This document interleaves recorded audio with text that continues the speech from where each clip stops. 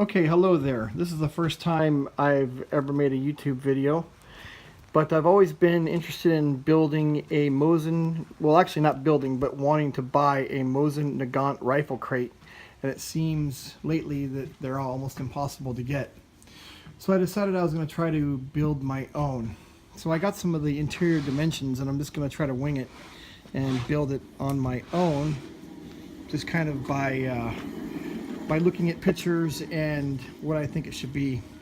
Mine's going to be a little bit more narrow than the original Nagant crate, which is about 51¼ inches interior width, and I'm just going to be using some standard 3/4 inch plywood, some high quality birch plywood, which has some nice wood grain on it that I could rip into the sides and the bottom. So as I get further and get some more pieces, I will add onto this video. Okay, so far what I have is I have one 4x8 sheet of birch plywood that's been cut in half. It was actually my brother's, who passed away last year, and I'm going to use that and kind of memorialize him and use some of his old scraps that he was saving for some reason. So I'm going to implement this. I thought I would add a cool touch. Otherwise I'd probably just use pine, but since I have it and I can remember him, that's what I'm going to do. So I have that plywood. I have two 3/4 by 3/4 dowels, and I have four 1x1 dowels. I have two 2x3 lengths of pine. I have one 1x4 length of pine, and I have two 2x1s. And the 2x1s, the 1x4, and the 2x3s are all 8 foot lengths. So as I get more stuff, I will return. Okay, so I'm back now, and what I did was I'm going to cut my sides lengthwise first. I'm cutting them at 14 inches wide, or tall, you might say, which will give me 12 3/4 inches after I cut with the space on the blade, between the blade and the fence right there. So I measured out 14 inches from corner to my guide ruler. I'm just going to rip it straight across, and then when I'm finished, that'll give me a width of 12 3/4. And you'll see why I went 12 3/4, because ultimately I want to end up 12 inches deep, and I'll have the bottom, which will take up the remaining 3/4 extra that I have left over. Okay, so now that I have my two sides cut, I got them cut right here. What I did last night was I went ahead and made my rails, which are right here, for the retaining slats for the guns inside the crate. They're 11.5 inches tall, and I put a bevel cut here, and then this right here is just a spacer. Is this a 3/4 inch spacer that I put in to give me my proper distance from the bottom. I'm going to remove that and put it over here onto my other side so I can put these slats in. As you can see, before I put the slats in, I pre-drilled holes and I countersunk them and I screwed them in. And I'm kind of going a little overboard, and I know that the Nagant crates aren't as fancy because they're pretty much roughly made. I'm just adding a couple other fine touches to it.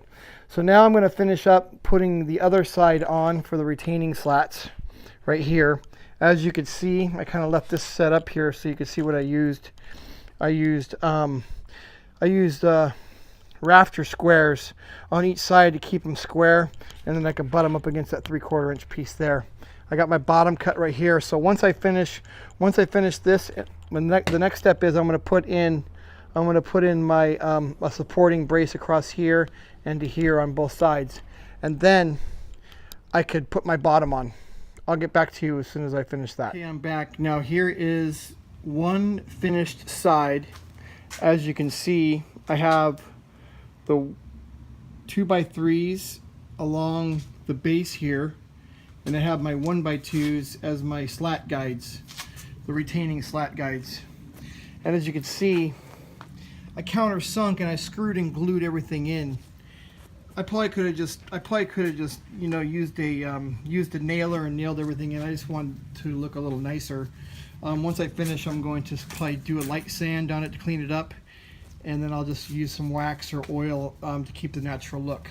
Here's the other side and all the pieces that I haven't put together yet, so I'm going to get ready and put together the other side now. Once that is completed, then I'll come on back. One more thing I did before I started on the other side that I wanted to show before I finish up the other side is on these end 2x3s, what I did was I took my table saw and I notched a groove out. I'm not sure if you can see that, but I notched a groove out on each one. So just in case, I haven't figured it out yet, but I want to put lighting in this. I want to be able to run some cords through it so they're semi-hidden as much as possible. So you can see right here, I got a notch right here, which runs on that side, and it also runs along this side right there that you could see. And I could run a wire right through there and then just drill a hole in the bottom and run my wire through. So, but that's towards the end of the project, and we'll figure that out as we go.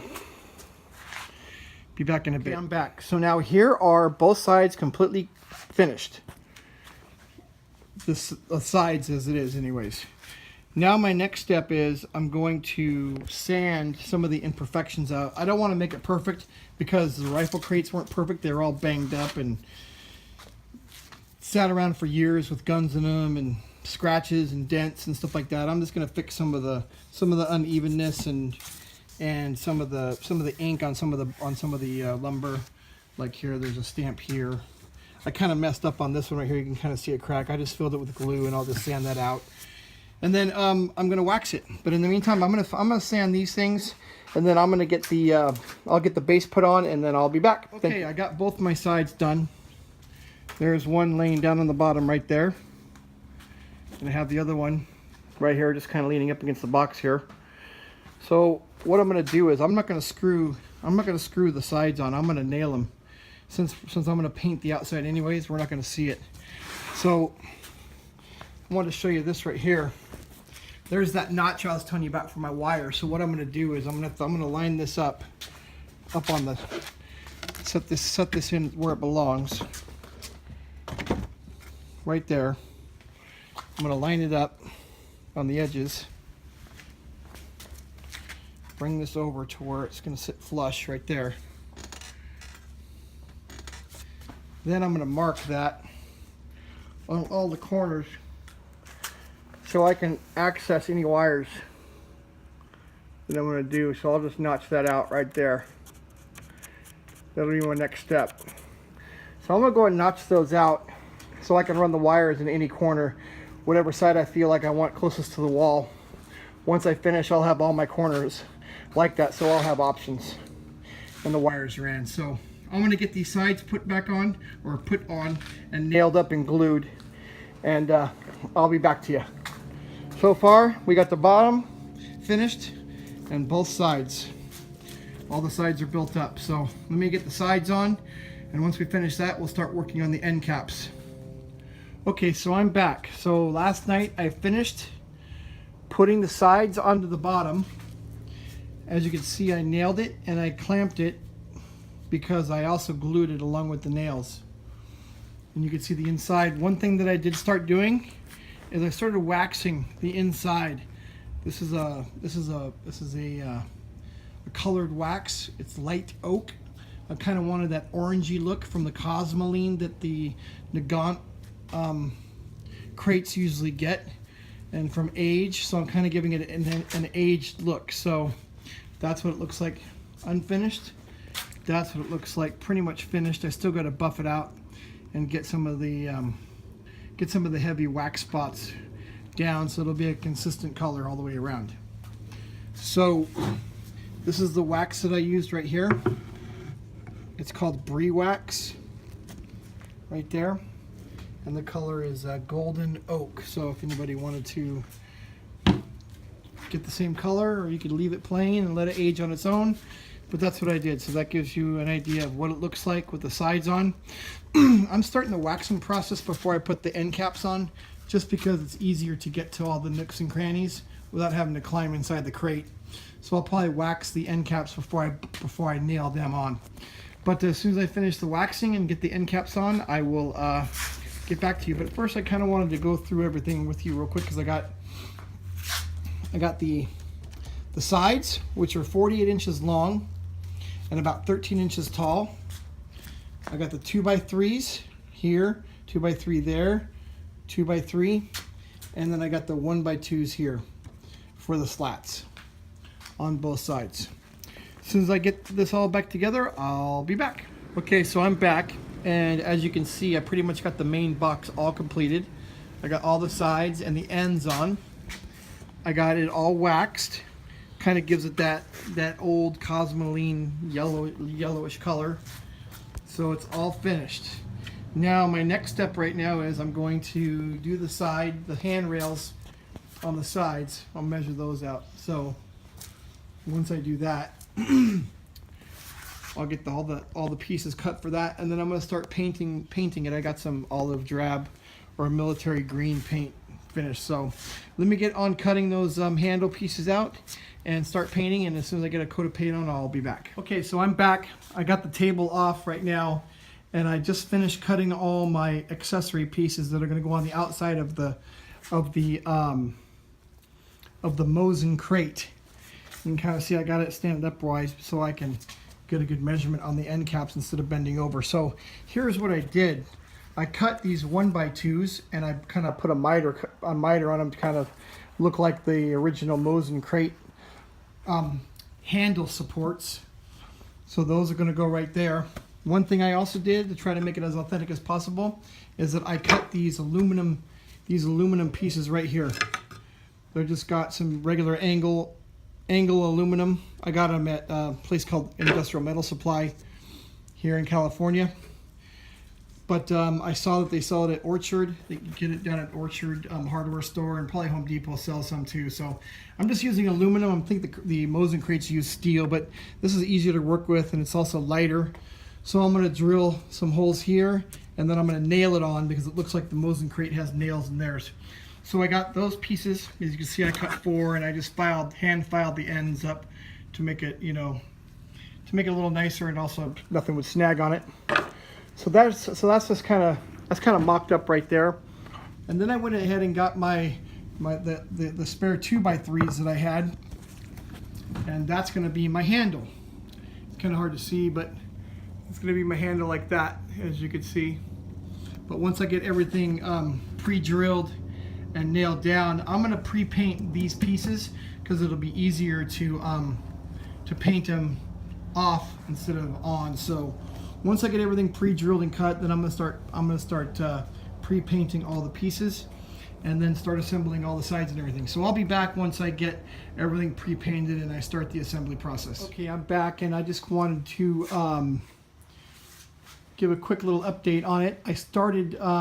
I got all the pieces cut and mounted to the end of the Mosin crate here, and I just did a first base coat of paint. Because what I did was, here are the metal end caps that I made. As you can see, there it's just 2-inch angle aluminum that I purchased. And what I did was I drilled holes every 1.5 inches, and on the other side I offset it so they're offset on one side from the holes on the other side. So it'll kind of give it a little more decorative flair, I guess you might say. So the reason I'm painting right now is because I want to set this on right here, space it out, and then put my nails in it and nail that thing on, and then paint over it. I just didn't want to have any of the wood showing through, so I wanted to put a base coat on first. And then all I'm going to do is secure it with some roofing nails, which I have over here. I just got some 3/4 inch nails right here. I'll set it down there so you can see. So I just got some 3/4 inch nails that I'll be putting in through here, and it's basically like using them as tacks, but they'll go in pretty deep so they won't fall off. So I just want to give that update on where I'm at on here. Also, what I did was here's my crossbars.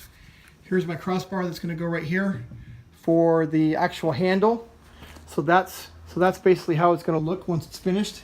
I've already marked off my holes, and I've pre-drilled them because I'm going to use screws to mount this instead of nails, because that's going to be outside, so it'll be a little more decorative with some black screw heads.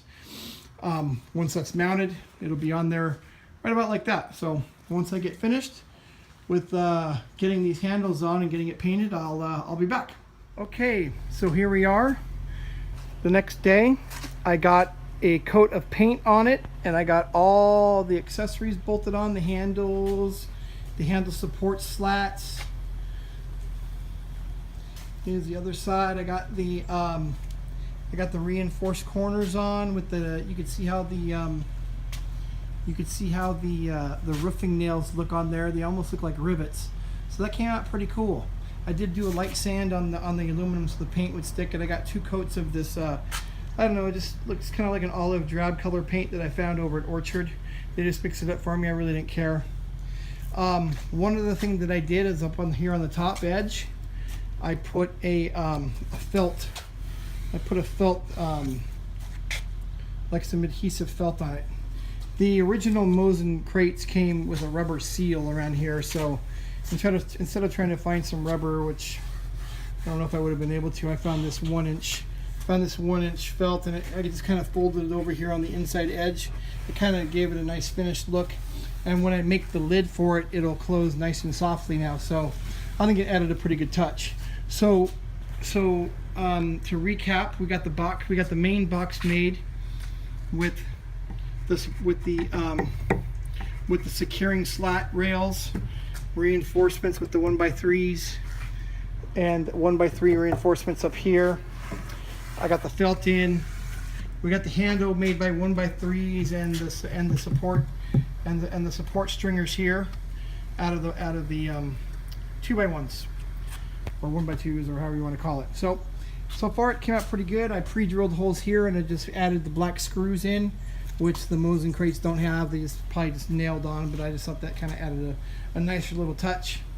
So now the next step is to make the lid. Oh, I'm sorry. The next step I'm going to do right now is I got to make the slats, and that's going to be kind of tough because I got to figure out how I'm going to make the slats and notch them out for the rifle stocks and the barrel holes. So I'm going to get to work on that next, and I'll just be using. I think I'll be using 4x1s on that. So once I get those cut and engineered up, I'll get back and let you see how those slats slide in there. Okay, so I'm getting ready to make the retaining slats, and I couldn't really figure out how to do it because I don't have any original templates. So I kind of came up with my own idea, and somebody might have a better idea, but this is kind of just what I did. I had an old shotgun stock here. I just figured I'd just kind of use it as a template, and what I did was I'd use the thin end right here to go there, and then I just kind of made it a little bit smaller on that side because it goes large, small, large, small, large, small for the staggering rifles.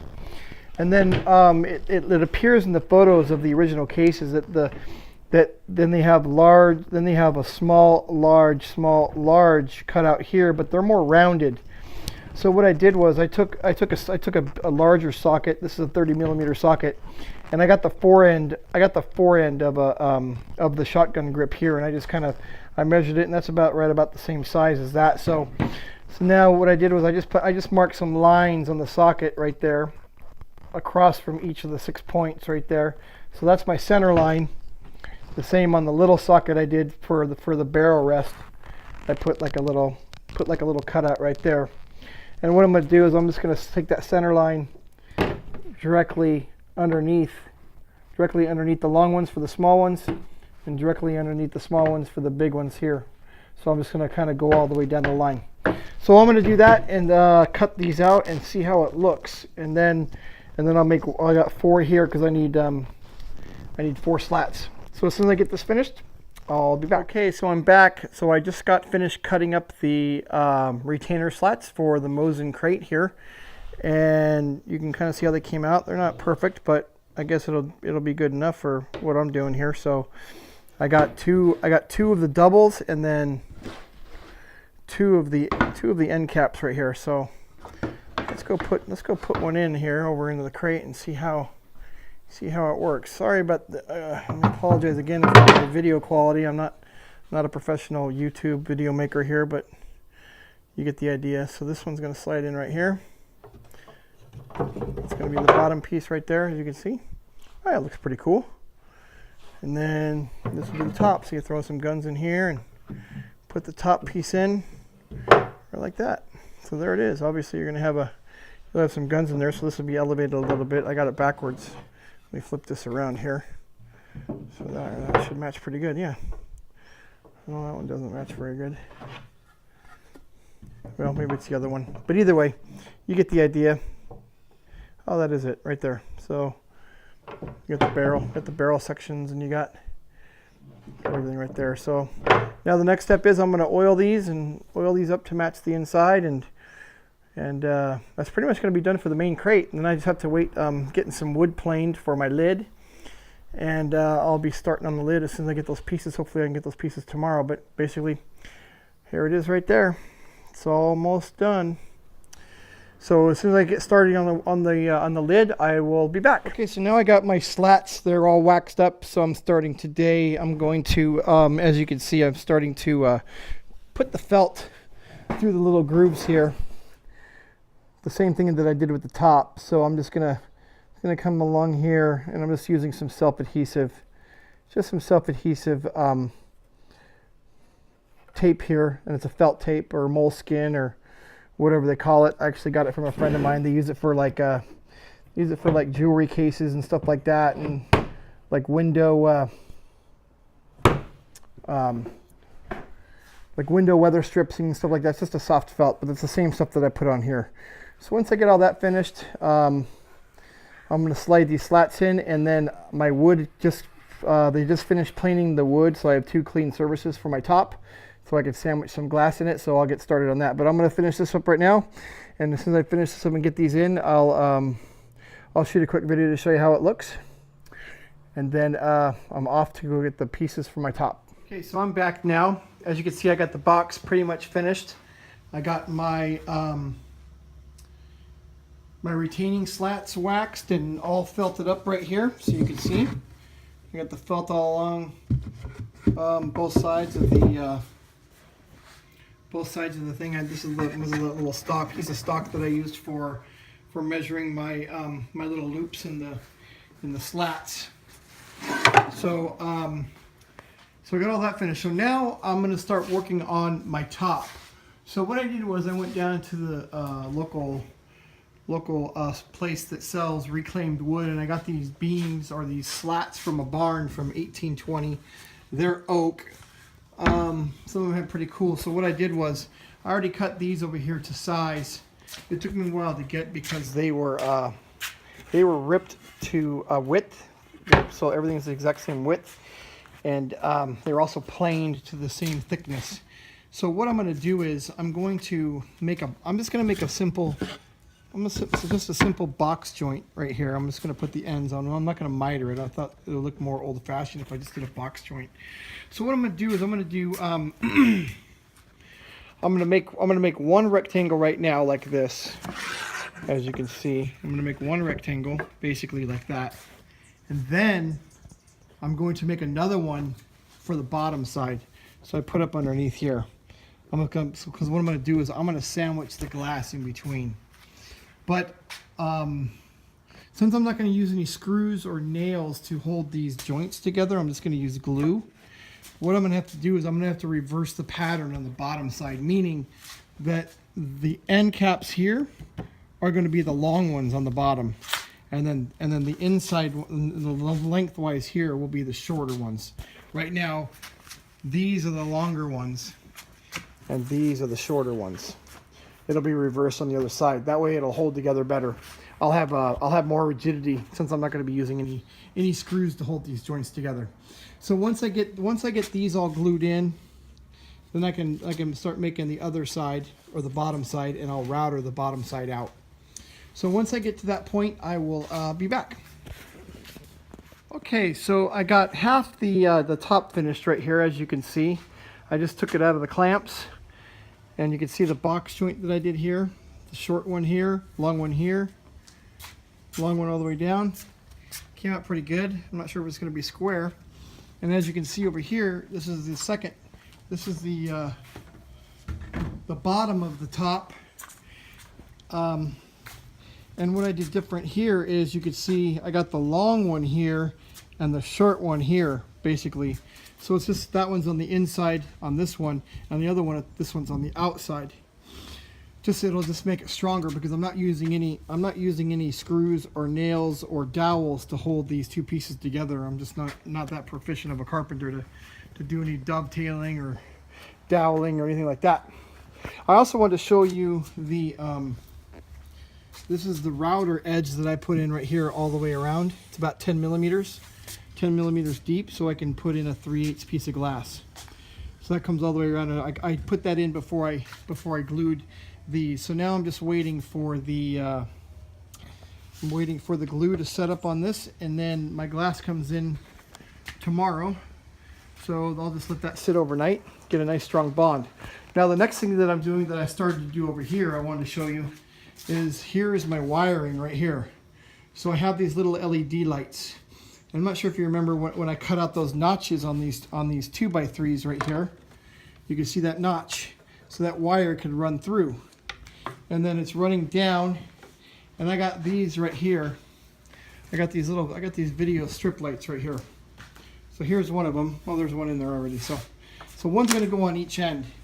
So to kind of give you an idea of what I'm doing here, is I'm putting these LED strip lights up here on the top that'll run across, and then I'm going to hook up right here to this wire. And what I did was I cut the ends off right here. I got this end and I got this end. So I cut these. This one's going to run over here to this side for this strip light. And let me plug it in here so you can see. So it plugs in there. So that end plugs into there, and it'll eventually go right here. So you won't even be able to see it. It'll plug in right there. And then over here, I'll just show you how what I did was I just soldered it, and I put some double shrink wrap on, so it'll all be protected. I'm just using speaker wire because it's low voltage, and then I can run it any length that I want. And I'm just going to run it under the bottom here. It's going to run it under the bottom here, and probably put like a little strip molding over it or something like that, just to protect it. So once I get this lighting in, it'll be finished, and I'll be back. So just want to give you a heads up and show you what I'm doing with my lighting and what those notches meant and how I'm gonna tie all this together. So once I get the top finished and the lighting in, I'll be back. Hello, okay, I'm back here. I just did a couple things here in regards to my light while I was building my top. And here is the LED strip that I was talking about that I put in right here. Runs all the way down to here. It actually ties in right here with a connector, and I got the wire running inside there, going down. Now on the other side, here is the other LED right here that's going to run up here along, be attached right here.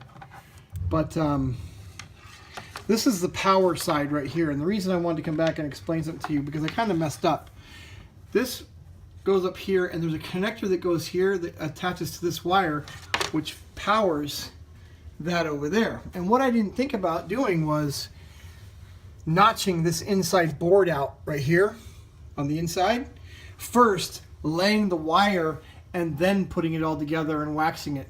So what I ended up with was a wire running on the outside of the box right over here. So the wire came out of here and ran to this corner, so it was laying on the outside.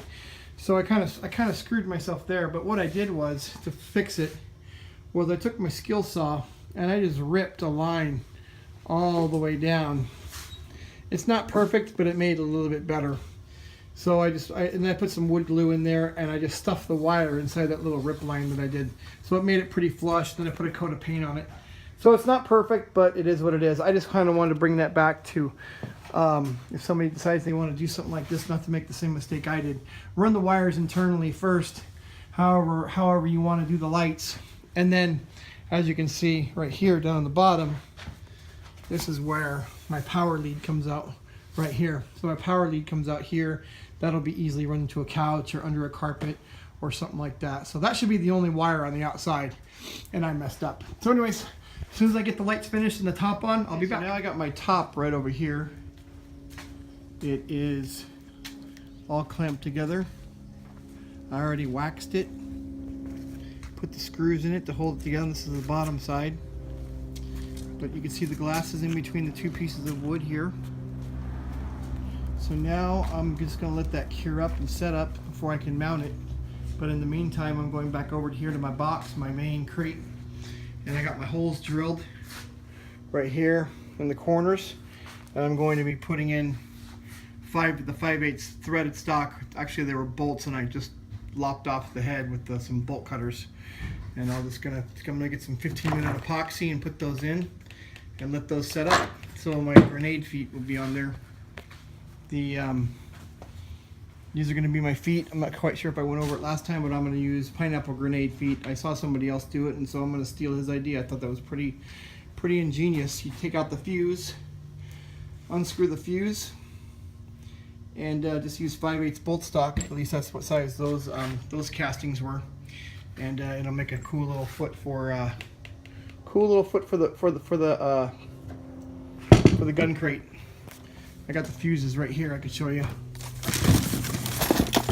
So this is what they look like. They're right here. So basically, what you do is you have the grenade, the dummy grenade, and that fuse just kind of sits right in there and unscrews. So that's how, if you decide to make one of these, you order them from an armory surplus store.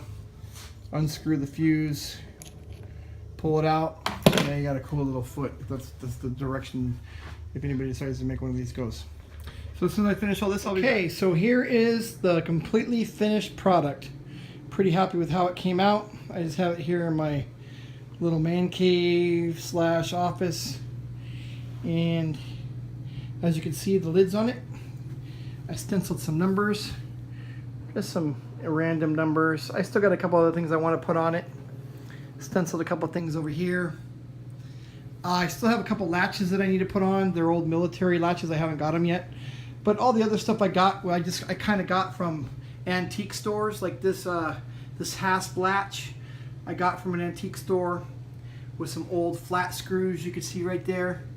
I got it all in there. And I got a really cool 100-year-old lock that still had the key for it. I was pretty stoked. So I thought that kind of added a cool little touch to it. You know, anybody can make it their own. You can see all the lights are on. I went ahead, I put some brass casings on the bottom. I got an old M1 carbine rifle in there. I got an old bayonet, 45, K-bar knife, some old clean bore ammo boxes I had from my dad, old World War II pouch, first aid pouch, some more clean bore. Come over here, show you on this side. And then got an old 45, got a cool little picture there. Thought it came out pretty nice. Now let me open it up for you. I can kind of show you what I did, how I put it all together here. This lock is really cool. Kind of my favorite part of this almost. So this lid is really heavy. Oh, the other thing I want to show you real quick is I got these really cool Victorian era hinges. I don't know if they came off a door. You can kind of see them. It's kind of dark over here, but you got these old hinges. They look really cool.